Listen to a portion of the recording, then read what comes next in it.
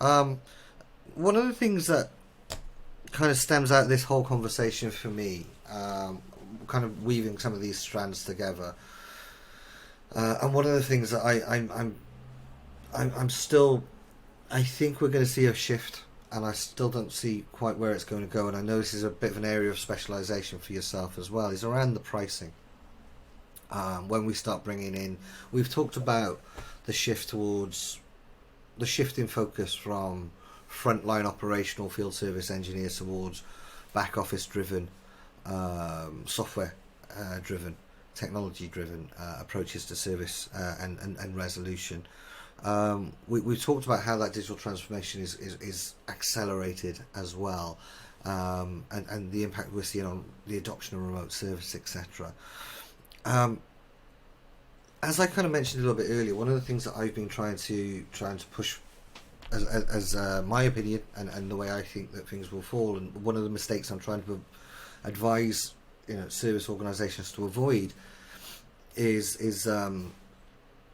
this kind of separated view, this siloed view that, right, well, the stuff that we put in place for the pandemic, the ability to deliver service remotely, the ability to go past or work around, and I think that's the given word there, is it was a workaround of how do we deliver service in zero touch environments, and I think these ideas here have now kind of moved more into mainstream, like we mentioned.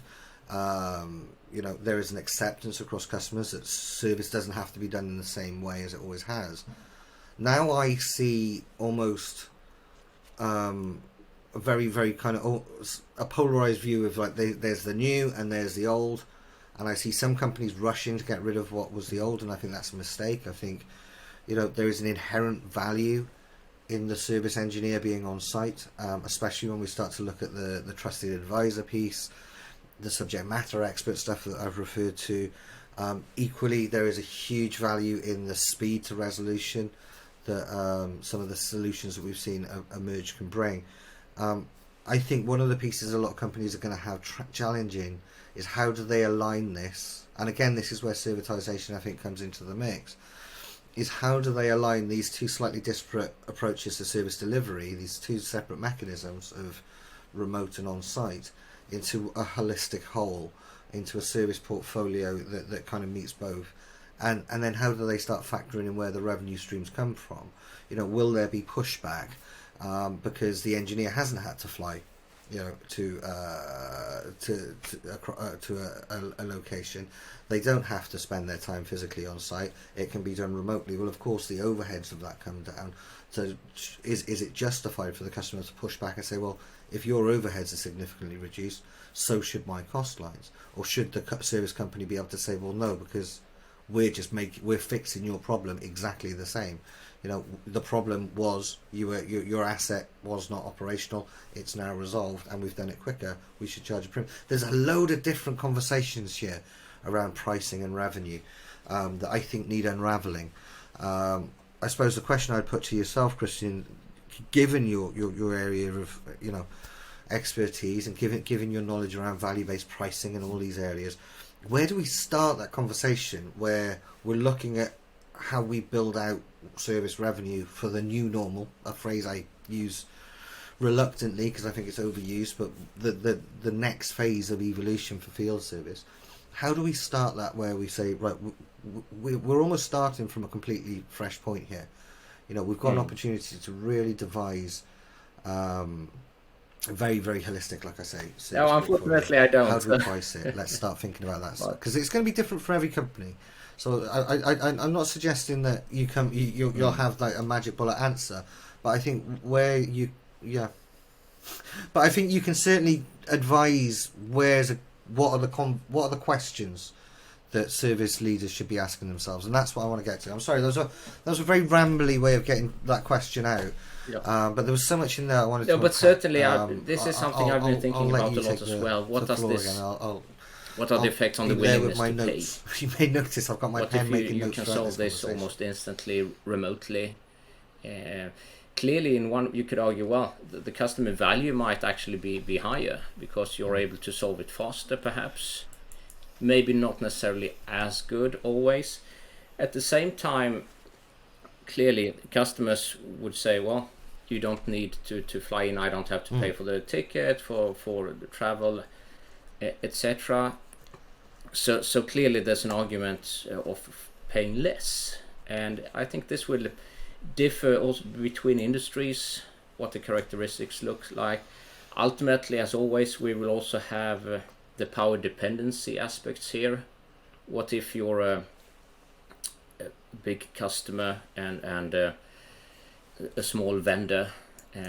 How easy is it to say no if the customer demands some concession here or adjustments? It can be very hard. I mean, you cannot afford to lose this important client for sure, and it can be the other way around.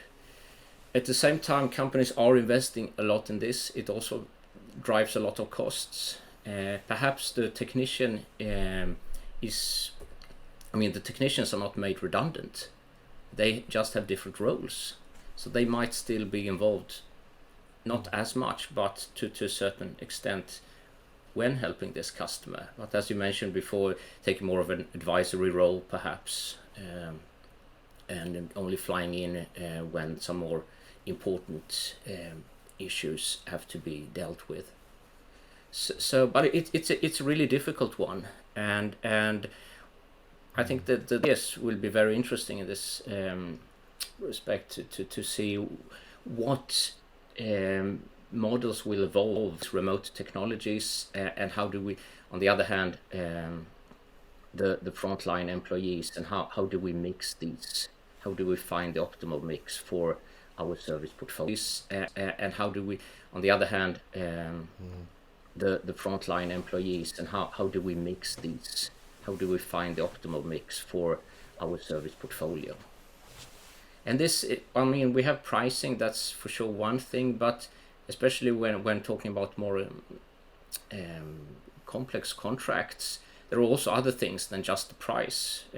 I mentioned the KPIs. I mean, how about financial risk?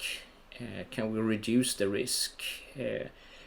Built in some more flexibility, perhaps some escalator or de-escalator clauses that share the risk when usage would rise or fall dramatically. So customer would pay for an outcome, but still there are some specific minimum levels of usage.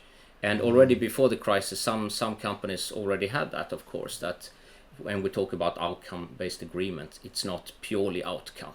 There is always a sort of a minimum payment you have to do to cover at least some of the fixed costs that the vendor has.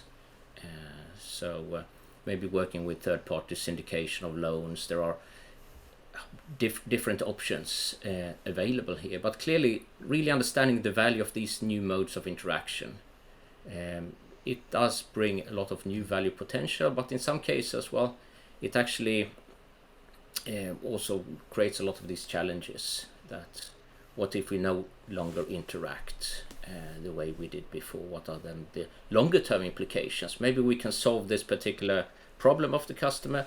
We can deliver the service just as good as before, or even better, ideally. But what does it mean for the relationship in the longer term?